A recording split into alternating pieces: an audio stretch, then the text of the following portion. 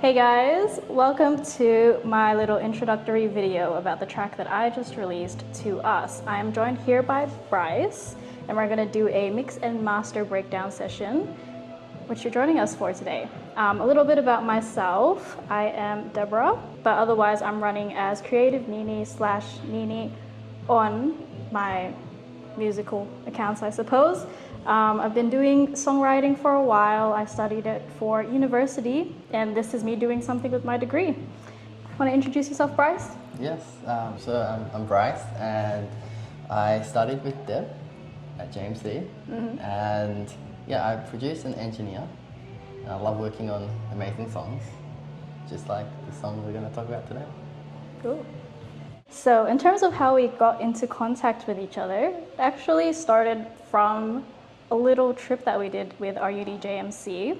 But the funny thing is that when we got to know each other, Bryce actually knew me, but I didn't know him. Yeah, I saw Deb at a gig the night before the LA trip.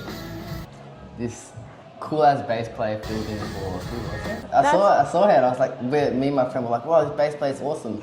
The next day I'm at the airport.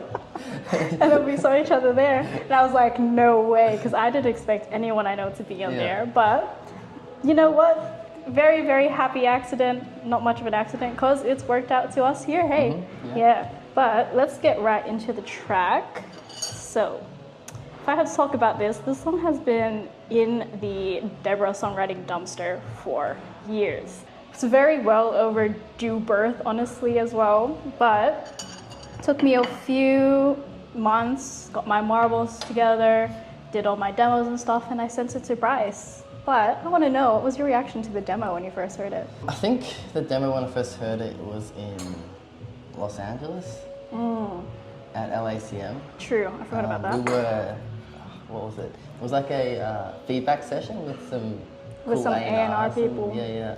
That's probably where you would have heard it first. Yeah, so I heard and I think we were all blown away. It was just your vocals and the guitar at that point, I believe. Yeah, for the most part, a little bit of just like ambient noises and stuff. Also, an interesting thing about this track is that this track has gone through 2 other sound engineers who were technically my lecturers in uni before it got to Bryce. So Bryce really had to, pull in all the pieces, and really, he had a very tough job that I'm very grateful for. It was a great starting point though. Okay, and I that's think, good to hear. When it came to me, it was a bit more than what I heard on the demo. Yeah. But I think, like with assignment-wise, it was like rushed to get it done by a submission point. Yeah, very true. So I heard a lot of that in the production that came to me. That's so funny. I was like, Deb, this is like a really good song.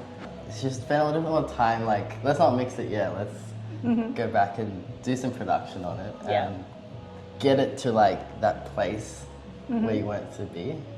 And we definitely did. Yes. Also shout out to Toby, who helped me out with the guitar because he plays a lot better than me.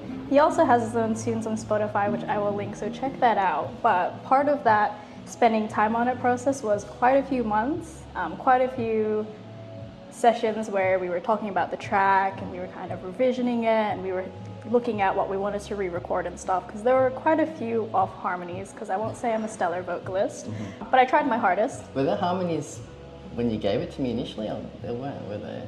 Just the outro? Yes, just the outro. That was also part of the revision process for us, was that Bryce thought that it would be really good for me to put in more harmonies towards the chorus in the middle section, build it up a bit, and it was a good decision, because now it sounds completely different to what it used to be. It's funny, because I think that conversation happened here. Yeah, right. Yeah. When you initially said like, well, why did you want to work with me in the first place? I think I had kind of worked with you previously, but it wasn't for my own project. It was for Annika's project. He was also with us on the LA trip, and I saw your work ethic there, and I was like, that's it. Yeah. I know that he could work well with me. I'm gonna give it a shot, and I'm pretty confident, but we'll also see how it rolls. Yeah. Just because I know you've got a really strict perfectionist mentality that also isn't like bad perfectionist. You give it space. Who, you or me? You. I've got bad perfectionism because I'm like, if this isn't good enough, I will never release the song to the world, which was kind of my issue initially with this track. But you kind of combated that, maybe like realize it's not that bad, and gave more objective perspective than me in my 2-3 years of having this song subjective view. What's it called? I worked with you on the assessments that I had to do and you had to do for the class. Yes. You actually mixed those tracks for me, and they were just little instrumental tracks that I made for other videos that are also up on my YouTube. Those also gave me a bit of a portfolio for you, and the sounds there that I was hearing would have worked well, in my opinion, at the time, and still today, for the track. Yeah. It's kind of my thing. But back to the track, when I started writing about it, it was a very different journey. As a songwriter, I really like when the listener can impress their own perspective, their own life into my songs. And that was kind of the intention that I had with writing it. I do think the lyrics, the feel of it, they're universal things, but they're also specific enough for people to kind of imprint what they want into the song, into their from their lives, carry it to maybe a person specifically, and have that song therefore mean more to them. And so with that, I did want to ask you, Bryce, did that work for you? Did you kind of put in your own perspective as you listened to the song? Yeah, well, first of all, your songwriting's kudos to you. Thank you. When I heard it, I was like, yeah, this is amazing songwriting. I didn't know what the song was about. I definitely assumed some things. I assumed them wrong when I asked you what the lyrics actually meant and the story behind it. I thought it was a song directed at a love interest of yours. To which I get the impression as well that if you're watching this, you might have gotten a similar thing, but actually isn't. And I just say this for people who want to know the background of it, so I don't have to explain it to the probably 3 friends that would be interested. But I actually wrote it as a result of a friend breakup initially. That's the main portion of the song. The outro bit, as well as verse 1 and the choruses.